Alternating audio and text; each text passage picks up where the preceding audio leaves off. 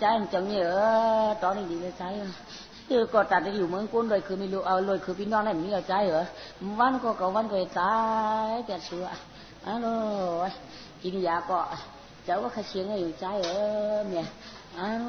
วอุชูกับไม้มาปอกขับพี่น้องขายเดินตารางกันนะ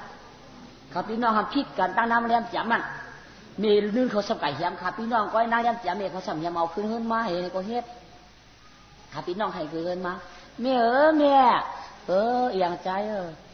เขาพี่น้องพิษกันตั้งนั่งเลี้ยงจับ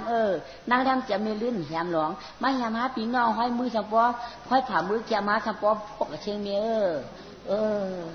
อย่าไปเอ็กก็กันในลูกใจอย่าให้ก็กันในใจฮัลโหลชื่อก่อนเราลูกป้อนไหนเที่ยงมา3 วันเอาสายตามันนายในทานปลายแหล่อามอ่องเยาวก็มาในเมฆเขานั้นได้เสียงกูกวางจุงจะตานกวนใจเรากำไรผู้ตัวเป็นกำผู้ตัวเป็นกำอย่างหนักกำไรวันตายถึงยังใจม้าจำเมียอะไรเมียม้าจำลูกม้าลูกยิบตัวเมียม้าเมียยิบตัวลูกใจก็ม้าจำเมียอะไรใจข้าพี่น้องก็ม้าปั่นเมียเขายี่มือเมียเขาพวกกันยังไงเนาะลูกเมียจึงมือเมียกันยังไงเนี่ยล่ะแม่ฮะพี่น้องแต่ถึงเมียเมียจะถึงก่อนใจใจใจที่ก็เมียป้วนวันแล้วใจใจเมียอยากตัวเมืองปลายอยากตัวลูกใจก่อนฉันป้อหมังกำสำเนียมหันใดตัวเมืองในเมาเมืองขอนหันปันเขาเมืองขอนหันไหวเข้าเมืองฉันหันไหวเข้าแต่เมียเป็นเป็นคนนั่นเนอจำจู้เก็บตุ่มเหมือนเป็นยืดไผ่กำนั่นเลยจูบแก้มนมไข่คำลูกใจต่างช่องเมียเมียที่ความหลุดจำเลยจูบแก้มลูกใจเก่าใจใจไข่ตัวลูกใจมาหน่อยกำเลยนะรอมาด้วยเมืองคำบ่หมอตองยองใจ2 คำเพียงกำในคิดเพียงเหลือเปิงเมืองเหลืองเป็นกำจิ้มยำช่องตาปุกตาจิ้มยำช่องตาเนี่ยสามผาร้องใจก็นอขอปานายช่องนอใจเมียกามาในมีออกผ้ากุ่งกายน้ำตาหล่อไหลย้อยจ้อมแก้มช่องตาอ่านใจเราหนอกคำมืออ่านใจเราหนอกคำลูกใจคำมืออ่านใจเราหนอกเสียงอ่อนหนอกคำอ่อนเสียงลูกใจมือเจ้า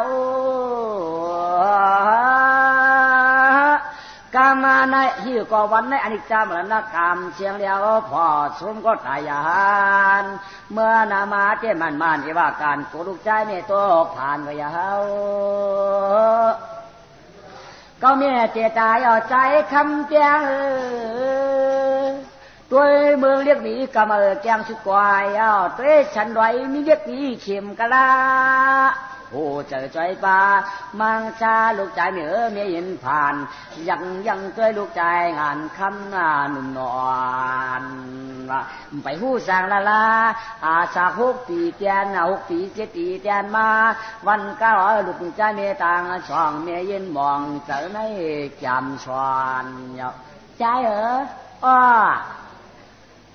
เมียจะตายเจ็ดเขือใจใจอยากตัวเมืองคำหนึ่งก็ย้ายเก่าไว้เมียใจหนาวช้ำไปเลยกินขี้หมานว่าก็ลูกลูกสลายยองเตี้ยยอกสมุทีบางไตว่าเมียกินตายเอาใจตายเอาใจที่ความสุขที่ความเปลี่ยนกวนเลยเอาใจเมียเหลือแห้งลูกเมียเหลือแห้งเจ้าลูกใจทำใครก็ไม่หนวดเมียเปลี่ยนนันคานจะชุดตอนช่องมันไกวยินเปลี่ยนยินผ่านในปานวันแดงมีลองตั้งมีก็ตีได้มากมาเตียงช่องนอมีก็แล้วว่ามาได้กินข้าวมีเจ้าอะไรมาได้คำเมียว่าเมียตายกะเย้าหนาว่าเฮ้ยพอหาพี่น้องช่องนอแค่ตุกขี่ตุกขอบ่เหลือตอนยังเมามีก็ที่ห้องหาพี่เดน้องอิงนวล อย่าตายนะเนี่ยนะอย่าตายนะเนี่ยนะอามีก็ละเลยเชื่อพาปนุกษาตอกทำลูกต่างสองอามีก็ละเชื่อพักวันเปียนปีนหองหลองกำได้ไม่อยากควายห้าพี่น้องก็เลยตัวมองเมียเฮ้อเมียอย่าควายเมียอย่าตายเมียพอเมียตายมีผู้ใดย้ายปันโคมหาพี่น้องมีแล้วก็ห้องเก่ามีแล้วก็ห้องหามากินข้าวเรียมนี้ก็เลยว่าอย่าตายเมียอย่าตายเมียใจอ๋อเจ้าเมียเลื้อนสู่เก่าห้องผูกเกี่ยเขามาลุงสมาธิเขามาลุงเมียเตี้ยมป้นเหมือนอะไรลูกลูกกำมือห้องลุงจีเลยลุงสมาธิเขามาละลูกซ้ายอยู่เมียเจ้าเมียเอาเดียตายเอาเตี้ยเมียตายกำมือบอกลุงสมาธิเขาเลยลุงจีมาละจังเก่าเจ้าเมียเลื้อนชูมือบอกมาเลยกำเนี่ยเมียเลื้อนยัง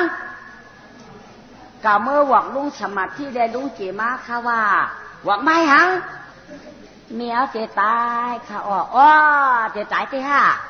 ความเก่าบอกมาเนี่ยจะเจเยี่ยน้องขวาคำเนี่ยกับบอกทิ้งจีไหมอ๋อปอลุงเจฮะอีหยังที่ดูฮะอีหยังพี่น้องหลวงเขาเจตายเขาว่า